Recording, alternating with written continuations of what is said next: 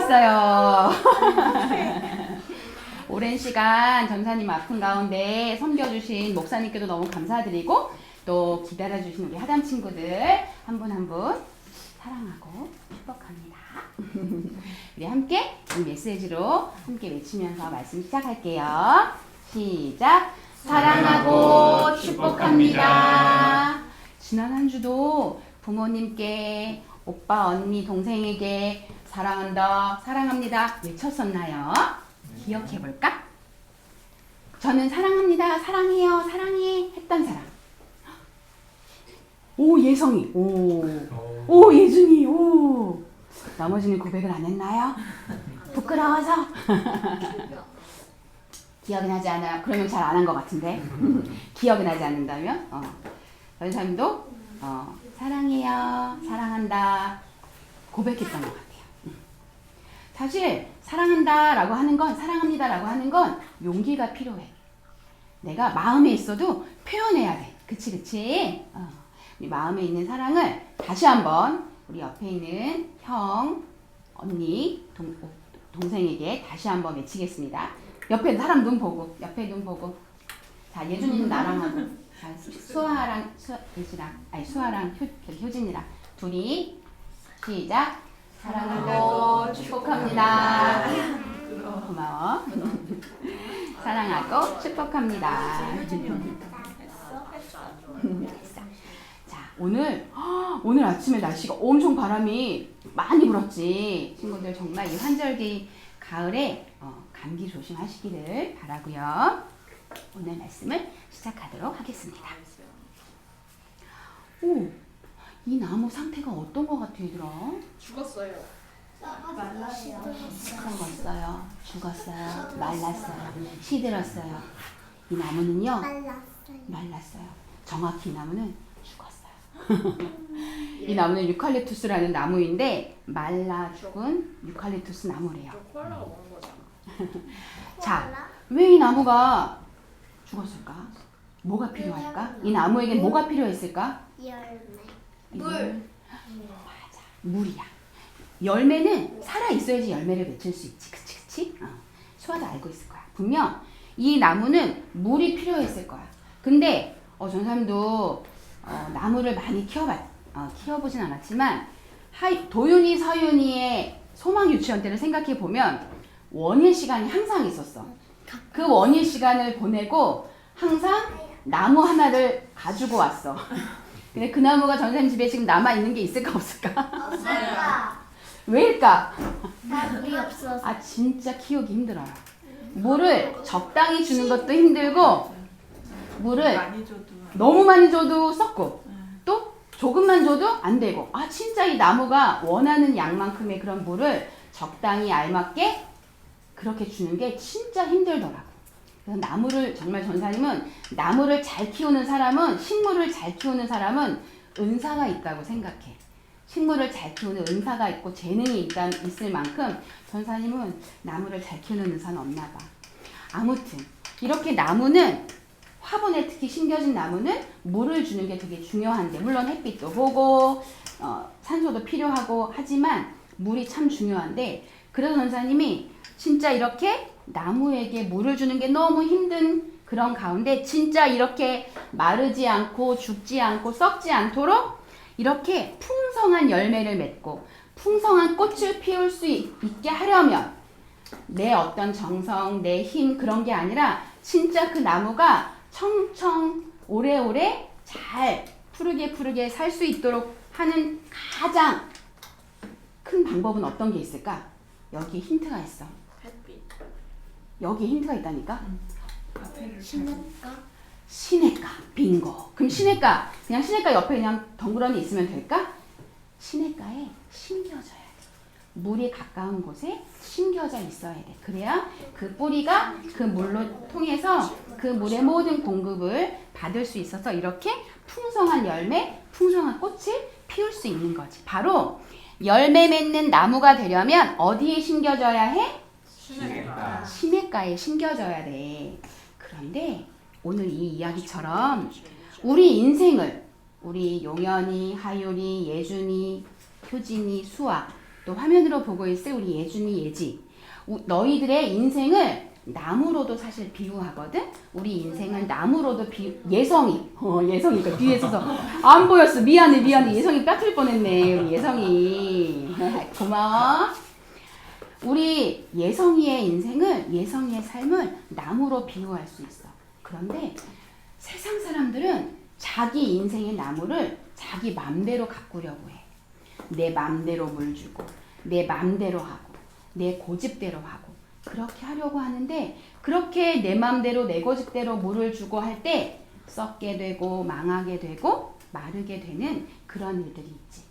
오늘 성경에 오늘부터 이제 시편 말씀이 시작되는데, 그러면 나의 인생의 나무가 활짝 풍성하게 꽃을 피우고 열매를 맺으려면 어떻게 해야 되는지 오늘 말씀 속에서 다윗을 통해 하나님은 그 답을 말씀해 주고 계셔.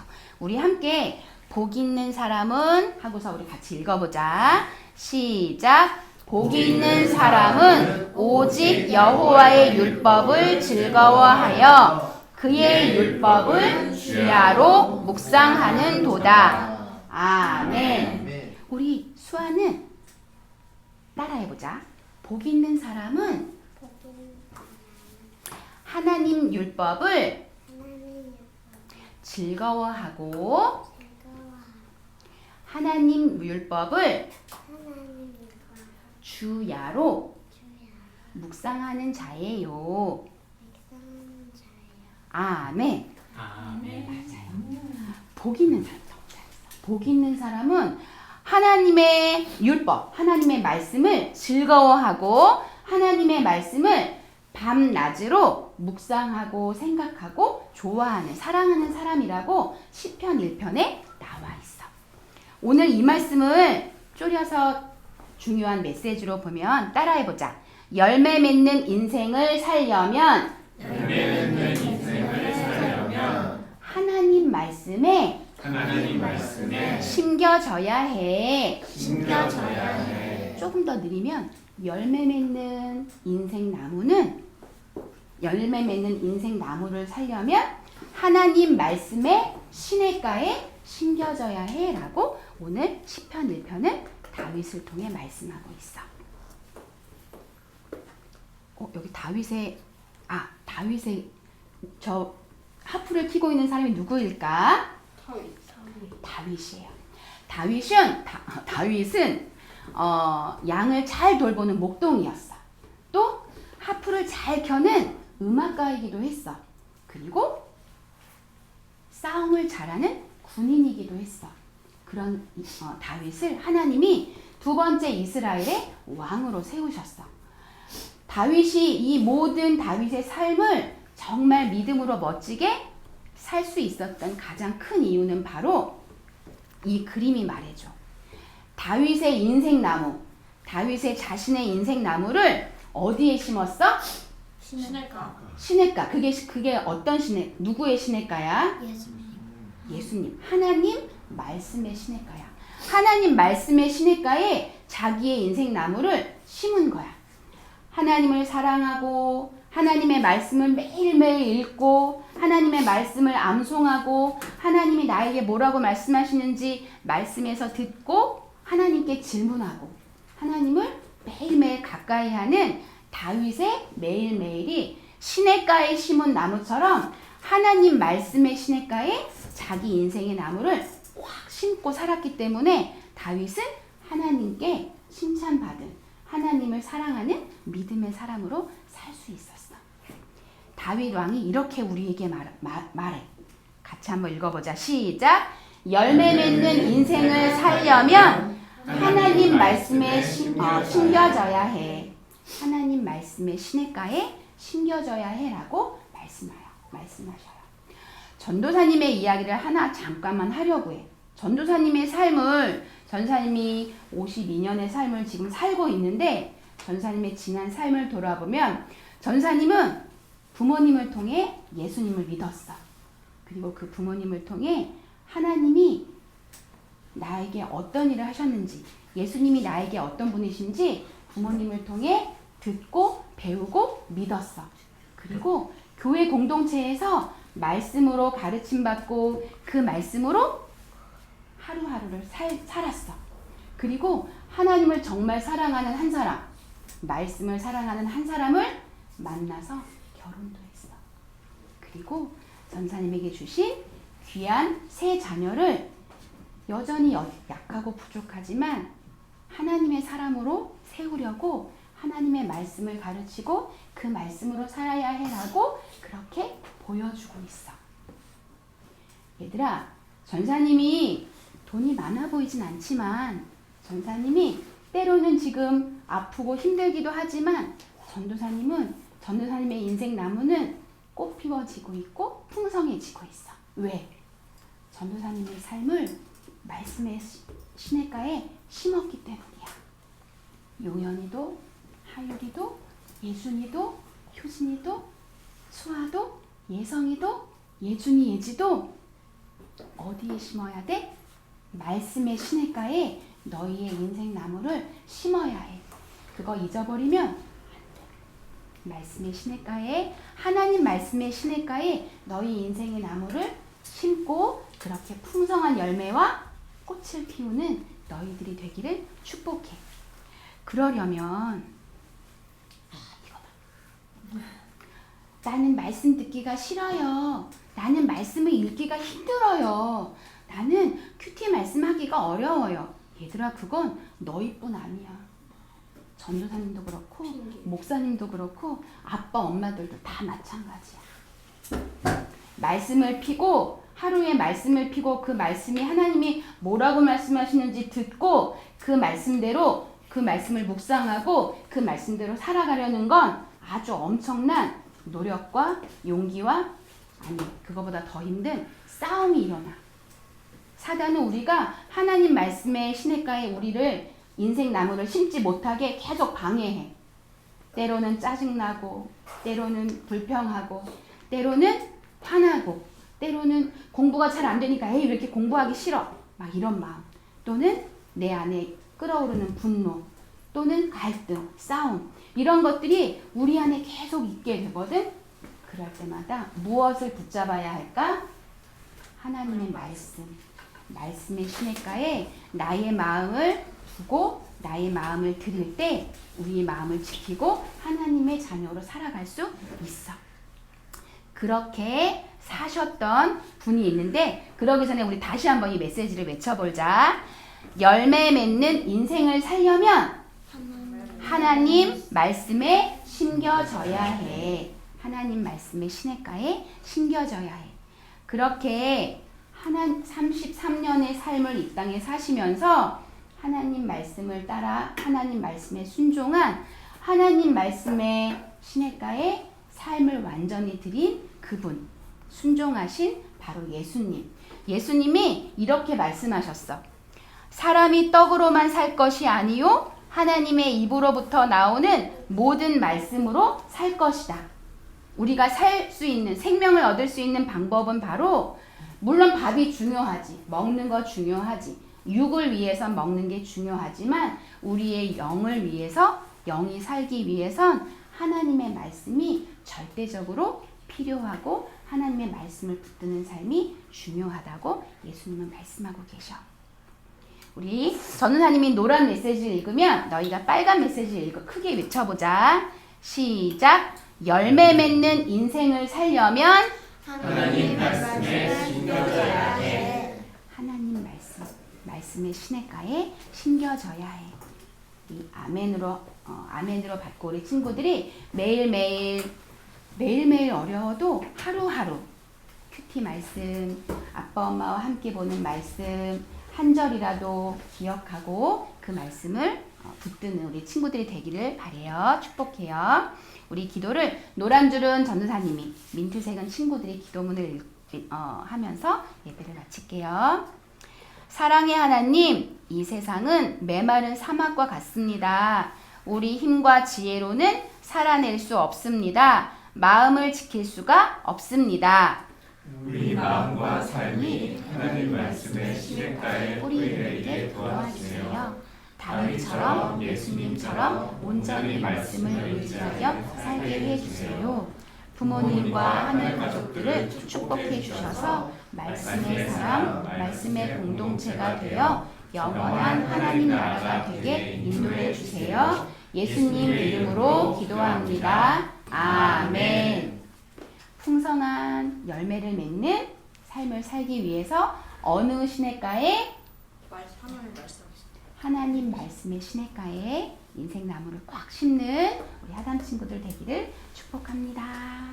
우리 주민공동체살로 갈게요. 예수님은 나의 왕, 예수님은 나의 왕, 살아계신 하나님 아들 내 마음에 오셔요, 어서서 오세요. 예수님, 살아계신 예수님 오세요. 여기 내 마음에 함께 계세요. 나의 왕.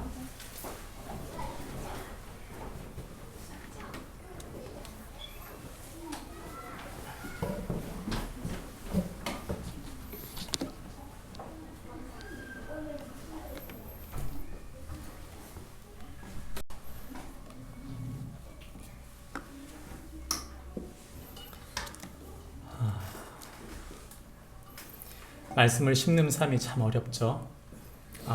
집에 혹시 식물을 심으시는 분이 있으신가요? 예, 식물을 심고 키우시고 계신 분, 예, 존경합니다. 저는 진짜 그걸 못해요. 정말 애를 쓰고 애를 쓰는데도 잘 크고 있지 않은 것 같아요. 최근에 어떻게든 살려보려고 영양제를 사가지고 막 꽂고 그러고 있는데 진짜 쉽지 않다. 예, 성실해야 되고요. 또 잘 살펴야 되고, 너무 많아도 너무 적어도 안 되고, 우리 이전 교회 목사님께서 저에게 식물을 키울 때는 딸을 키우는 것처럼 키워라 이렇게 말씀하셨는데, 예, 딸은 키워도 식물은 어려운 것 같아요. 참 어렵습니다. 그만큼 사람을 세우는 게 어렵죠. 식물을 키우는 것보다 사실 우리에게 주신 소중한 사람을 꽃피우는 게 얼마나 힘든지요. 요즘 세대인 친구들에게 물었습니다. Z세대죠. Z세대들에게 물었어요. 20대 초반 그리고 그 이하죠. 뭐가 가장 당신의 인생에서 중요합니까? 라고 물었을 때 이들이 세 가지 정도를 얘기했는데, 첫 번째는 행복한 가정을 원합니다.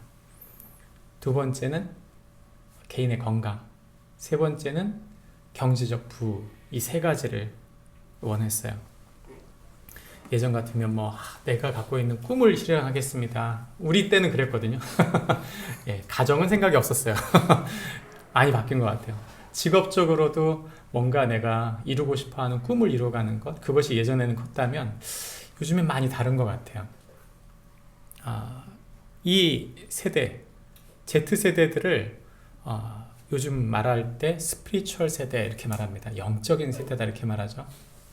근데 희한하게도 영적인 세대라고 하는데 교회, 불교, 천주교 이런 종교에는 관심이 없어요. 근데 영적인 세대래요. 그럼 그 영적인 세대라는 뜻이 뭘까요? 예, 무당 찾아다니는 겁니다. 귀신. 그러니까 영적으로 눈에 보이지 않는 그 무엇인가가 있는 것은 알겠는데 교회 안 나가고 불교도 안 나가고 이런 종교들은, 기존에 있던 종교는 싫고 어떤 영적인 다른 세계, 그런 것을 갈구하는 거죠. 그래서 요즘 보면 진짜 그 무당 이런 무속 인들이 많아졌어요. 타로점, 젊게 보는 사람들이 그만큼 많아진 거죠. 왜 그러면 교회 내지는 이렇게 신앙을 갖고 있지 않느냐라고 물었을 때 가장 큰 그 대답이 뭐냐면 그들의 종교인들의 위선 때문이다 이렇게 대답을 했습니다. 이 Z세대들이 대답하는 이 대답은 겉과 속이 다르더라는 얘기예요. 그래서 그 위선이 가장 크죠. 근데 이제 정작 이것을 목회자들은 뭐라고 생각하냐면 너무 일방적으로 소통하지 않고, 일방적으로 소통하고 대화하지 않아서라고 생각을 하고 있어요. 목사님들은 대부분. 근데 그게 아니고 삶이 말과 실천이 다르더라. 이제 이것 때문에 실망이 크다는 거죠. 이 통계들을 가만히 보면 요즘 세대들이 이렇게 믿음을 저버리게 되는 이유들이 더 분명하게 나타나는 것을 보게 됩니다. 그러면 이제 교회 성도들한테 물었어요. 교회 성도들에게 당신은 교회 공동체가 어떤 방향으로 가면 좋겠습니까? 라고 질문했을 때 그 질문에 대한 대답이 가장 많은 대답으로 차지한 것이 성경을 체계적으로 교육하는 것이 필요하다고 생각합니다. 라고 대답한 성도들이 가장 많았습니다. 무슨 말입니까? 성도들은 안다는 거죠.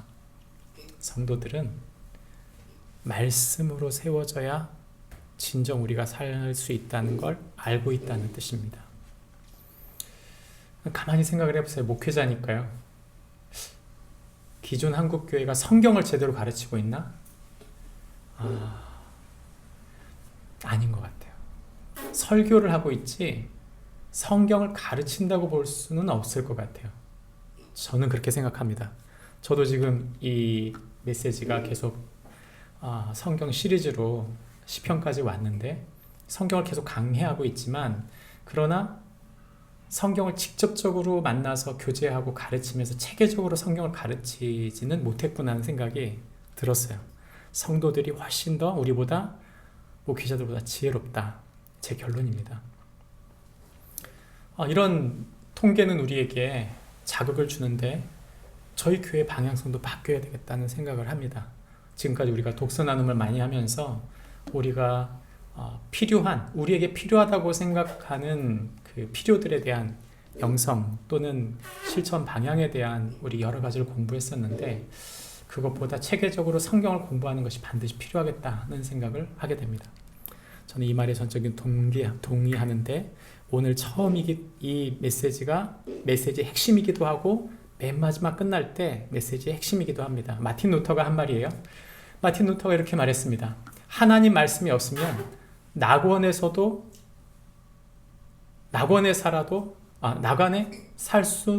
하나님 말씀이 없으면 낙원에서도 살 수 없지만 하나님 말씀이 있으면 지옥에서도 충분히 살 수 있다.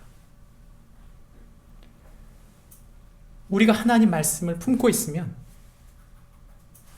지옥도 천국을 만든다는 것이죠. 반면 하나님 말씀이 없다면 아무리 겉으로 천국 같은 모양이어도 반드시 망가진다. 그게 마틴 루터가 한 말이에요. 저는 너무 정확하다고 봅니다. 좋은 교회 공동체가 없어서, 좋은 사람들이 없어서, 좋은 시스템과 프로그램이 없어서가 아니에요. 하나님 말씀이 없어서요. 그러면 우리의 질문은 하나로 일관되는데 그렇다면 말과 삶이 다르지 않고 한 방향 정렬로 우리의 삶이 우리가 원하는 그 삶이 온전히 이루어지려면 어떻게 하면 좋겠습니까? 이 질문에 대한 해답을 시편 1편 1절부터 6절에서 주고 있습니다. 나누어서 읽습니다.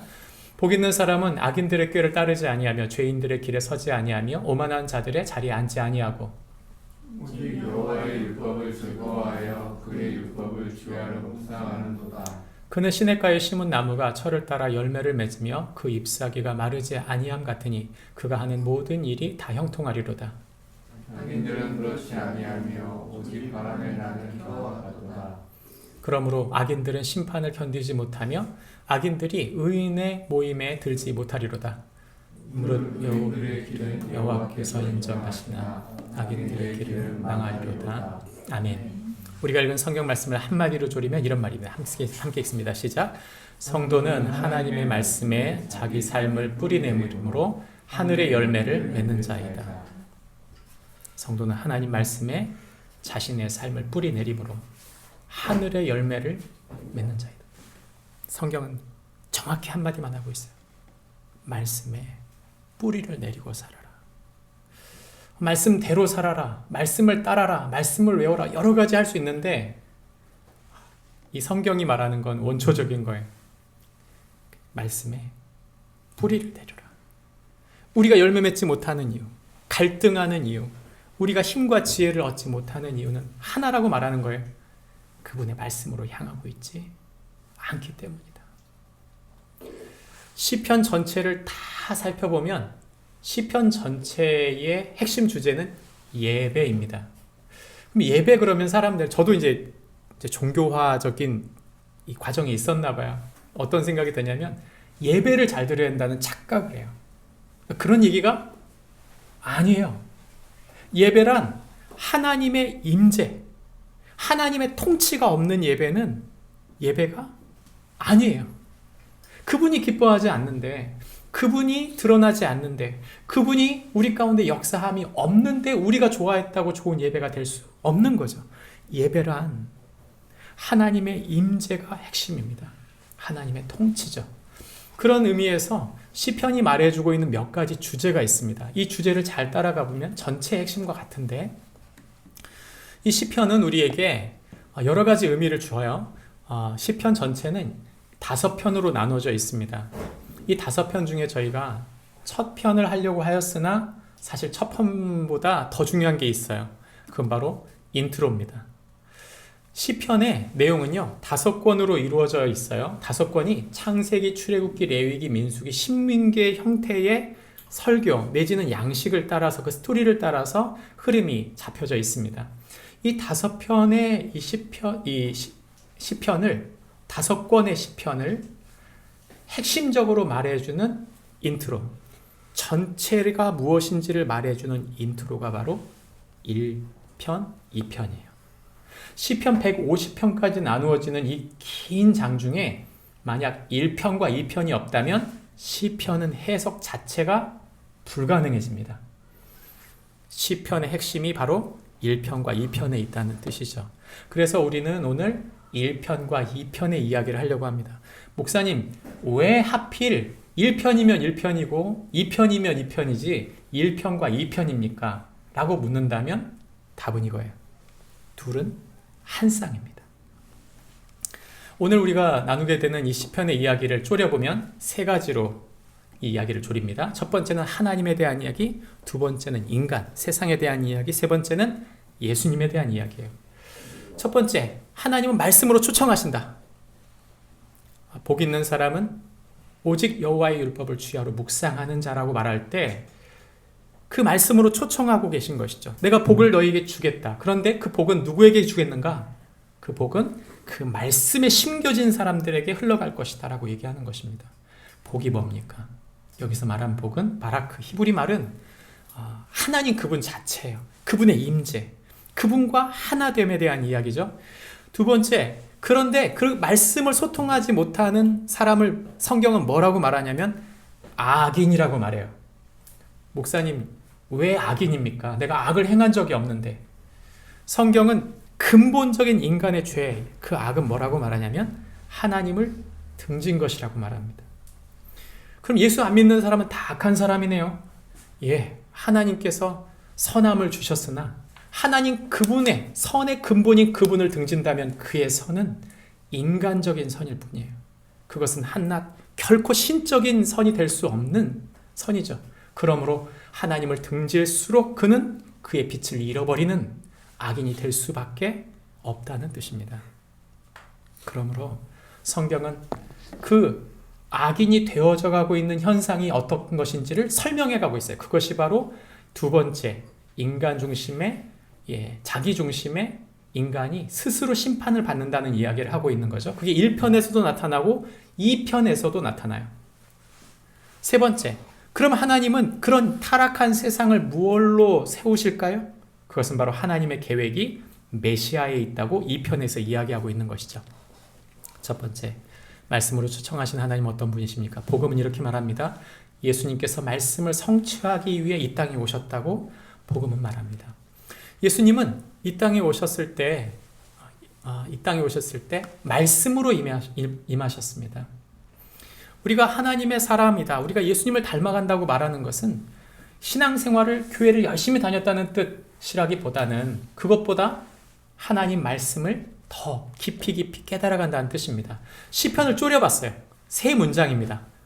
그래서 시편의 3문장은, 가장 중요한 문장은 복 있는 사람, 시냇가에 심은 나무, 의인들의 모임이에요. 근데 여기서 볼 때 우리가 볼 때 이 세 가지의 단어는 하나로 연결되는데 모두 하나님 율법이라고 하는 거죠. 여호와의 율법이라고 말하는 이 율법은 다른 게 아니에요. 그분의 통치, 그분의 다스림 속에 내 인생이 들어가고 내 자녀와 내 일터와 내 교회와 내게 주신 나라, 내게 주신 인생이 다 그 통치 안에 들어가는 것을 말하는 것이죠. 이 통치 안에 우리 자녀 교육이 있을까요? 있습니다. 이 통치 안에 우리의 건강과 우리 부모님에 대한 이야기가 있을까요? 다 있습니다. 중요한 것은 그분의 통치 안에 들어가는 것이죠. 이렇게 주님의 통치를 얘기하는 것은 다름이 아닙니다. 이 개념, 즉 열매 맺는다는 것은 하나님 말씀으로부터 온다는 것이죠. 뒷부분에 보면 사람, 나무, 모임이라고 말했어요. 그것은 어떤 사람이에요? 하나님을 가까이 한 사람이 어떻게 변합니까?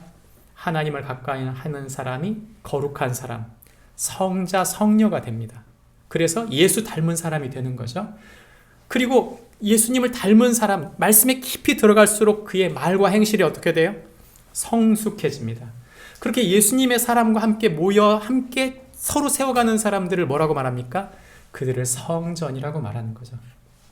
그래서 성자와 성숙과 성전이라고 하는 이 세 개념은 모두 시편 안에 있는데, 시편 1편 1절 안에 있는데 그 안에 특별히 하나님의 통치가 임할 때 그 말씀이 임하는 사람만이 이럴 것을 이룰 수 있다고 설명하고 있는 거죠. 이 그림을 보면 시편의 이 이야기 1편을 쭉 살펴보면 하나의 그림이 떠올라요. 아주 푸른 동산에 맑은 시냇물이 있고 그 주변에 아주 무성한 나무들이 있어요. 어떤 그림일까요? 창세기 1장, 2장, 3장에 나오는 에덴 동산입니다.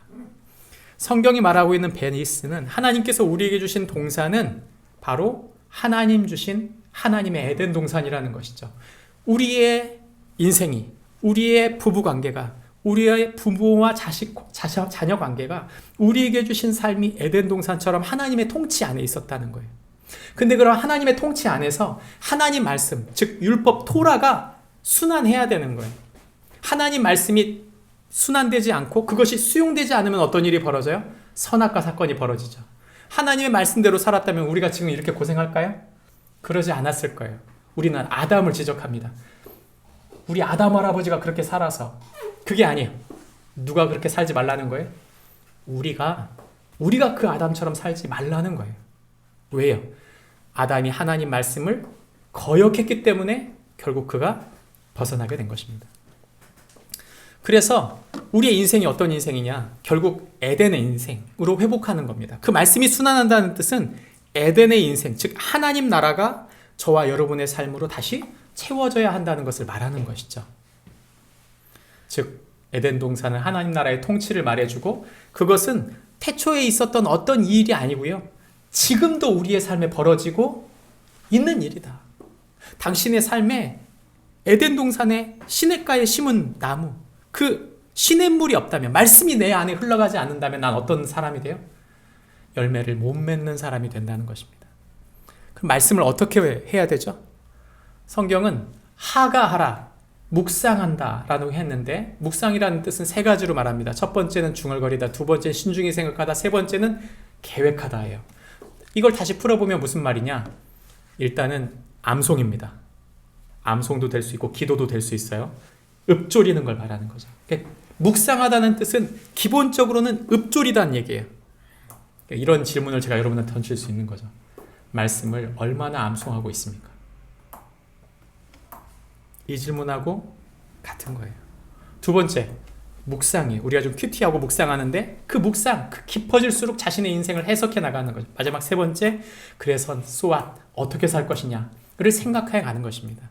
이것 전체를 통틀어서 성경은 묵상한다고 말하는 거죠. 즉 다시 말하면 말씀에 부대끼고 몸부림치는 삶을 살아야만 하나님의 뜻을 이룰 수 있다고 성경이 말하는 거예요. 목사님, 그렇게 안 살면 어떻게 되는데요?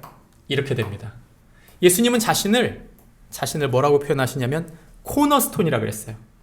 코너스톤, 모퉁이돌이라고 말했는데 여러분 예전에 우리 지금 집 짓는 방식은 벽돌이잖아요. 벽돌 기술로 했는데 그 당시 2000년 전에는 벽돌 기술이 아니라 그것은 이제 성전이나 성을 세울 때나 그렇고 일반적인 사람들은 벽돌로 짓는 게 아니라 일반 돌에 진흙을 해서 이렇게 세우는데 무엇을 가장 큰 기초로 하느냐? 큰 돌 옆에다가 작은 돌을 쌓는 식으로 해서 집을 짓는 거죠. 작은 돌로 많이 해가지고 짓는 집보다 큰 돌, 움직이지 않는 큰 돌이 하나 있는 것이 훨씬 더 안정적이기 때문에 그렇게 지은 거예요. 거꾸로 말합니다. 이 돌이 빠져나간다면 이 집이 어떻게 될까요? 반드시 무너져요. 그러니까 우리 벽돌집 개념이 아니에요. 우리가 사는 벽돌집은 벽돌 한 장 빠져도 무너지는 일은 없어요. 근데 옛날 집은 그게 아닙니다. 예수님이 굳이 이렇게 말씀하신 이유가 뭡니까? 말씀 대신 예수님이 우리 속에 박혀있지 못한다면, 예수님 그분이 우리의 삶에 말씀으로 깊이 박혀있지 못하다면 어떻게 된다? 모든 이들은 무너질 수밖에 없다고 말합니다. 성전, 즉 하나님 나라, 에덴 동산이었던 그곳이 다윗 시대에는 성전이 되었고, 성전이었던 그 성전이 지금은 교회라고 말합니다. 바울은 그 교회가 누구라고 말해요? 저와 여러분의 삶이라고 말해요. 저와 여러분의 삶 중심에 예수님이 없다면 어떤 일이 벌어집니까? 그 말씀 대신 예수님이 없다면 무너지게 된다고 말하고 있는 거예요. 여기까지. 목사님, 알겠습니다. 다 아는 내용입니다. 좋아요. 문제는 아는 게 아니고요. 살아내는 거예요. 그게 너무 힘들어요. 우리가 그렇게 살려고 몸부림을 치는데 잘 안 됩니다. 예수님은 이 말씀의 성취, 즉 성전의 완성, 자신이 성도들의 삶의 말씀으로 완성되어야 될 것을 우리에게 말씀하신 것이죠. 시편에 복 있는 사람은 다른 사람이 아닙니다.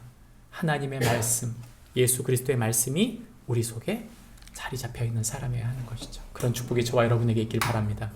두 번째는 자기 중심으로 심판받는 인간과 세상을 말합니다. 세상이 하나님을 등짐으로 스스로 멸망을 자초하고 있다고 복음은 말하는 거죠. 2편에 들어가자마자 1편과 2편이 연관성이 있어요, 없어요? 있습니다. 1편에서도 악인에 대한 이야기를 했잖아요. 근데 2편에 들어와서는 세상 군왕에 대한 이야기를 합니다.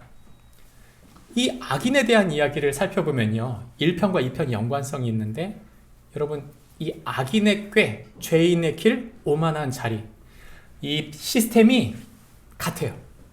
똑같은 패턴으로 앞에서 얘기해 준 것이 흘러갑니다. 이 이야기를 살펴보면 악인들의 꾀란 말은 하나님 없는 사람들이 결국 누구의 생각을 해요?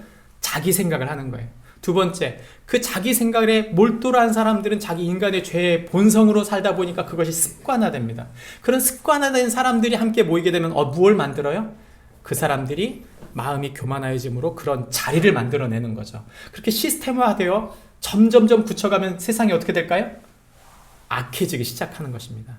그 악해진 세상이 바로 시편 2편에서 어찌하여 군왕들이 나서며라고 시작하면서 하나님을 대적하고 있다고 이야기하는 것이죠.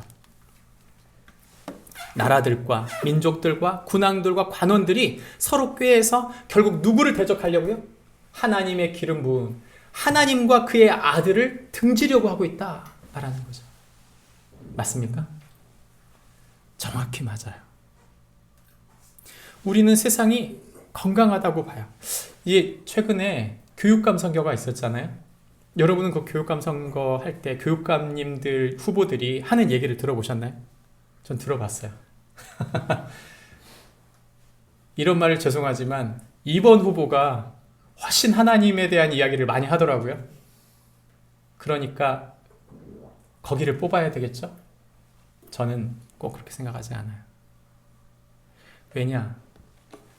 우리가 2번을 뽑는다고 해서 그것이 기독교적이다. 저는 그렇게 생각되지는 않았어요. 왜냐하면 우리가 사는 세상은 이미 하나님을 등진 세상이에요. 그리고 하나님을 등진 세상이 하나님이 그들에게 주신 원리 속에서 그들을 가르쳐 가고 있는 거죠. 근데 문제는 뭐냐? 기억해야 할 것이 있어요. 굉장히 이성적이지만, 굉장히 탁월하지만 하나 빠진 게 있어요. 뭐예요? 하나님을 등지고 있다는 것입니다. 그것이 우리가 보는 세상의 관점이죠. 성경이 말하고 있는 관점이에요. 그래서 그들이 뭐라고 말합니까? 3절에 이렇게 말합니다. 우리가 그들의 맨 것을 끊고 그들의 결박을 벗어버리자 하는도다. 여기에서 맨 것이라는 말은 율법을 뜻하고요. 그의 결박이라는 말은 그의 통치를 뜻합니다.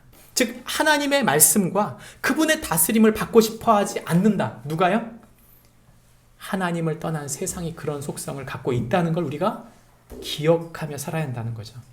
그래서 우리가 자녀들에게 가르칠 때도 하나님 없는 교육 속에서 우리 아이들이 있다는 사실을 놓치면 안 됩니다. 들어보고 다시 그것을 해석해주고 재교육해줘야 돼요. 어느 부분에 있어서는. 성경은 우리에게 그런 의미에서 세상이 자기 중심적으로 돌아가고 있고 그 자기 중심성은 결국 죄의 점진성, 처음엔 생각이었는데 그 다음엔 꾀가 되고 그 꾀가 습관이 되고 습관이 된 것이 문화가 되었다가 나중에는 결국 이것이 시스템화 되었다고 말하는 거죠. 그러면 에덴 동산에도 이런 일이 있었나요? 예. 아담의 생각 때문에 결국 아담과 하와는 그곳에서 쫓겨나게 됩니다. 뱀의 그 죄 때문이죠. 그 죄를 회복하기 위한 하나님 나라의 계획은 메시아 예수 그리스도입니다. 예수님께서 이 땅에 오셔서 그 한 사람, 아담이 지었던 그 한 사람의 죄를 주께서 그 예수 그리스도 그 한 아들로 말미암아 생명을 얻게 만들었다. 순종하지 않았던 아담을 이제는 순종의 아담 예수님으로 그를 따르는 자들을 의인으로 삼는다고 말하고 있는 것입니다. 여러분, 제가 이야기를 하는 동안 굉장히 중요한 게 하나 있어요. 그건 뭐냐면 예수님은 누굴 위해 죽으셨어요? 저를 위해, 우리 각자를 위해 죽었어요. 예수님은 다수를 위해 죽으셨다. 여러분, 그런 개념이 아니에요. 모두에게 열려있지만 그분은 나의 하나님이세요. 그 나의 하나님으로 그분을 모셔드릴 때 그것이 성경이 보는 가장 중요한 사건이 되는 거죠.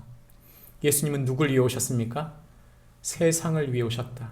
여러분, 그 세상이 바로 저와 우리입니다.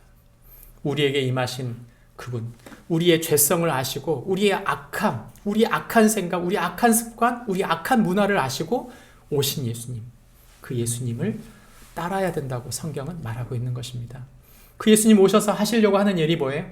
하나님 나라의 회복이에요. 에덴의 회복, 성전의 회복, 교회의 회복은 누구의 회복이에요? 저와 여러분의 삶이 회복되기를 원하는 것이죠.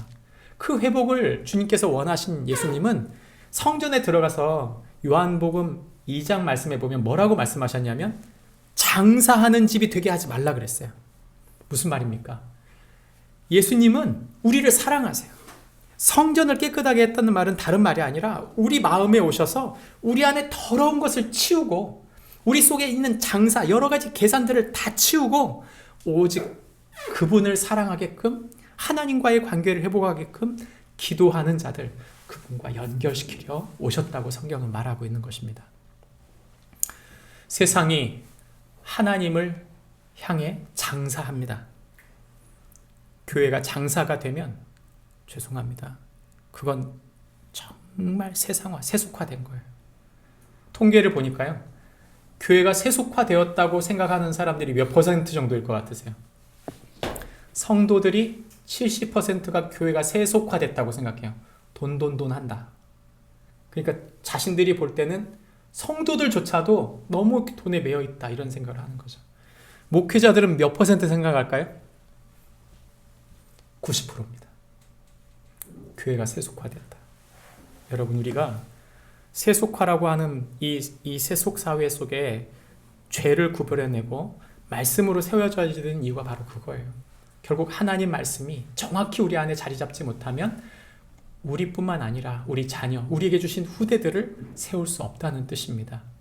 예수님의 하나님 나라의 회복이 저와 여러분의 삶에 있길 바랍니다. 마지막 세 번째는 약속을 성취하시는 예수님이에요. 예수님이 이 땅에 오셨을 때 그분은 말씀이 육신이 되어 이 땅에 오셨다. 성경은 말하는 것이죠. 시편 2편의 후반부를 보시면 하나님께서 그 아들에게 모든 걸 맡기세요. 이걸 정리한 이 내용이 이 문장인데 하나님은 그의 아들 예수님에게 메시아가 되게 하시고 열방을 유업으로 주시고 심판자가 되게 하시면서 지혜를 배우게끔 하시며 사람들이 예수님께 지혜를 배우게 하시며 경배받을 분이라고 말합니다. 그리고 마지막 절 12절 이렇게 말합니다. 첫 절과 똑같아요. 여호와께 피하는 모든 사람은 다 뭐가 있다? 복이 있다. 무슨 복입니까? 이 복은 하나님과의 관계가 회복되는 복이에요. 예수님을 따른다는 말은 우리가 그분의 말씀에 모든 걸 내어건 거예요. 그러니까 예수님의 제자들이라고 말하잖아요. 예수님의 말씀을 배운 사람들이라는 것이죠. 그저 예수님을 따라가는 사람이 아니라 그분을 배워가는 사람이어야 된다는 거예요. 안 배우려고 그래요. 안 배우고 싶어요. 아닙니다. 철저히 배울수록 우리가 견고해져요. 그래서 성경은 우리에게 뭐라고 말하냐면 예수님께서 말씀하신 말씀의 패턴이 똑같아요. 너희가 나를 따르려거든 자기를 부인하라. 자기 십자가를 지라 나를 따르라. 예수 그리스도의 중심성이죠. 그러면 어떤 일이 벌어집니까? 하나님 나라의 통치성이 점차적으로 그 말씀이 있을 때 그것이 하나님 나라의 점진성, 그 통치가 확장돼 나간다고 말하는 것이죠. 예수님께서 이 말씀을 하실 때 말씀을 보시면 베드로가 말합니다. 예수님을 꾸짖었죠. 젊은 사람이 그러면 됩니까? 예수님이 십자가에 못 박혀 죽어야 된다고 예수님께 그 제자들에게 말했을 때 그의 수제였던 베드로가 예수님께 꾸짖어서 말합니다. 예수님을 꾸짖었어요. 혼냈다는 뜻이죠. 근데 예수님께서 뭐라고 말합니까? 베드로에게 사탄아 물러가라. 네가 하나님의 일을 생각지 않고 사람의 일을 생각한다. 생각이 사람의 생각이에요. 그러니까 우리가 예수님 믿는다고 따르면서 사람의 생각을 계속 반복해요. 여러분 어떠세요? 제가 최근에 2주 동안 새벽 예배를 쉬었습니다. 알고 계세요? 첫 번째는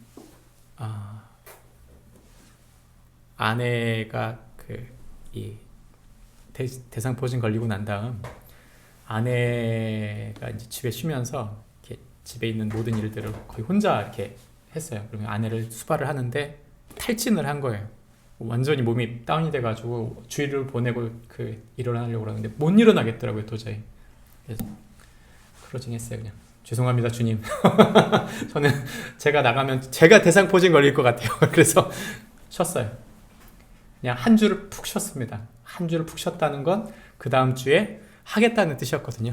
근데 지난주 어떤 일이 벌어졌냐면 토요일 날 포항을 갔다 왔어요. 10시간을 운전한 거죠. 그래서 금요일 날 갔다가 토요일 날 갔다 왔는데 주일 날 진짜 무슨 정신으로 보는지 모를 정도로 보냈어요. 그러고 나니까 완전 주일 날 뻗었어요. 뻗고 난 다음에 이제 일어났는데 탈진이더라고요. 이게 몸이 너 50이다. 너 50이 넘었어. 날 세고 운전하고 그거 아니야. 날 세서 운전했거든요. 그게 아닌 거예요. 그 고스란히 또 일주일을 헌납했습니다. 쉬었어요. 제가 든 생각이 그거예요. 새벽 예배를 쉬니까 너무 좋다. 첫 번째, 말씀 준비를 안 해서 좋고, 두 번째, 일어나지 않아서 좋고, 너무 편하다. 조금 늦지막히 해가지고 말씀 묵상해서 보내면 되니까 그냥 그것만 하니까 편하더라고요. 문제는 뭐냐면 박히질 않아요. 큐티 잠깐 한 거 가지고 될 수가 없다는 걸 저도 알아요. 박히질 않는 거예요. 말씀이 깊이 내려가질 않아요. 깊이 묵상하지 않고 말씀을 연구하지 않고 고민해보지 않으면 말씀은요, 큐티 한다고 해서 그냥 금방 끝내서 시간으로 끝내는 게 아니에요.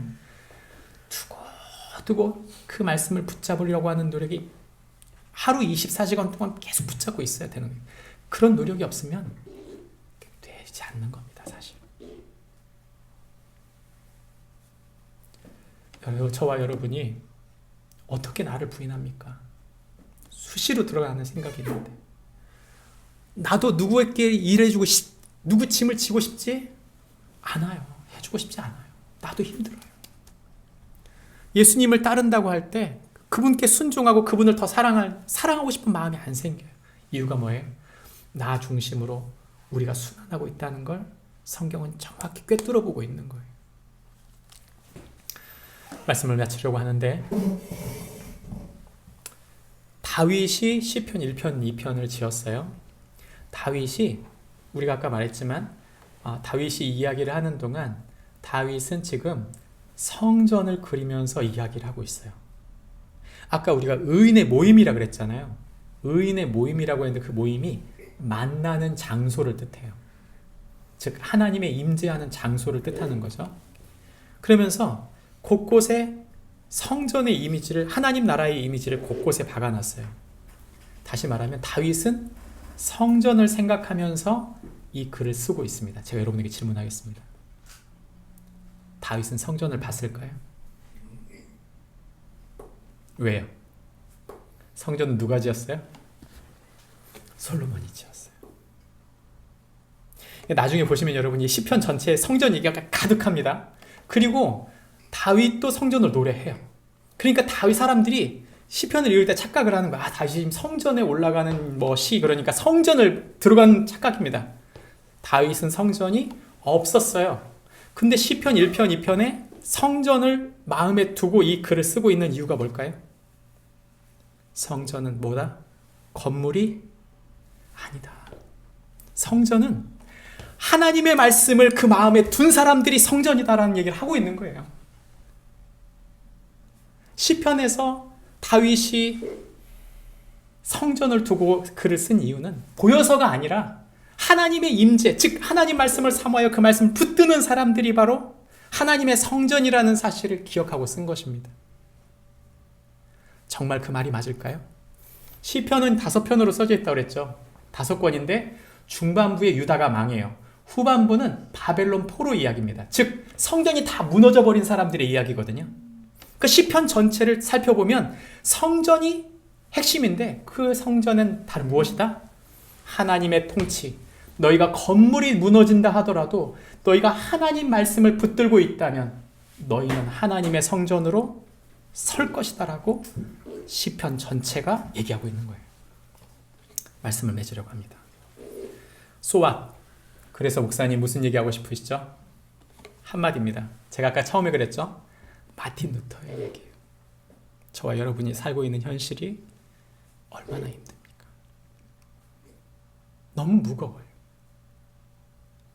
우리가 닥쳐져 있는 현실이 너무 무겁습니다. 제가 하윤이한테 좀 즐겁게 보내고 있니? 뭐라고 말했을까요? 아빠 너무 힘들어. 너무 힘들어. 저는 뭐 힘들 게 뭐가 있냐, 대학생이. 당연히 재밌게 놀고 그냥 공부하면 되지. 지금 지난번 장학금 못한 것 때문에 아주 코피 흘리면서 공부하고 있어요. 너무 힘들어. 스트레스를 너무 많이 받아. 사람 때문에 받고 공부 때문에 받고. 그래. 가만히 생각해보면 우리도 힘들었어요, 사실은. 우리 20대도 똑같이 힘들었습니다. 근데 여러분 그때가 좋았던 이유가 뭐예요? 현실을 이길 힘이 우리에게 뭔가 있었던 거예요. 그것을 너끈하게 이길 여유와 힘이 우리 안에 있었기 때문입니다. 여러분 그 힘이 어디서 나올까요? 다윗이 말합니다. 하나님의 말씀에서 나온다. 하윤이 말의 끝이 이랬어요. 아빠 너무 힘든데 마음 편안해. 몸도 잠 못 자서 너무 힘들고 사람 때문에 스트레스 받아서 머리도 너무 아프고 막 공부한다고 막 하면서 너무 막 뒷골이 땡기고 막 그러는데 몸이 너무 굳어가는 걸 느끼는데 근데도 즐거워. 두 가지가 양분하고 있는, 같이 존재하고 있는 거죠. 여러분 우리의 인생이 뭡니까? 우리는 여전히 십자가의 짐을 지고 있어요. 사실입니다. 그런데 중요한 건 뭐예요? 내 것을 내려놓고 그분을 따르는 동안 그분의 기쁨과 그분의 임재와 그분의 붙드심과 그분의 다스리심이 우리를 힘있게 세워가는 것입니다. No cross, no crown. 우리가 이 짐을 지지 않는다면 아무 영광이 없어요. 우리가 지는 짐이 힘들고 어렵지만 우리가 그 말씀을 붙들면 지옥 같은 현실을 우리는 너끈히 이길 힘을 갖습니다. 그러나 모든 것이 다 있는 천국이라 하더라도 우리가 하나님 말씀이 없다면 우리는 그곳을 지옥으로 만든다는 사실을 주님은 말씀하고 있는 것입니다. 말씀을 이루시기 위해 자기 모든 것을 희생하신 예수님께서 우리에게 오셔서 그 말씀을 이루신 것처럼 저와 여러분이 그 예수님을 따르는 축복이 있기를 바랍니다. 기도하겠습니다. 하나님 아버지 감사합니다. 시편은 우리에게 시냇가에 심은 나무처럼 말씀에 심기워진 사람이 되라고 말씀하십니다. 말씀을 온전히 이루려 자신의 모든 것을 희생하신 분 예수님이 바로 그 하나님이시며 그 100% 사람으로 우리를 위해 오셨습니다. 말씀을 이루지 못할 수 없습니다. 우리가 그분을 따라갈 때, 우리가 그분을 이해할 때, 우리가 그분 안에 있을 때 우리는 하나님의 말씀을 살아내는 줄 믿습니다. 말과 행실이 다른 것이 아니라, 장사하는 것이 아니라, 이 세상에 눌리는 것이 아니라 너끈히 이 세상을 이겨나갈 힘과 지혜가 말씀에 있는 줄 믿고 말씀에 심겨진 사람들 모두 되게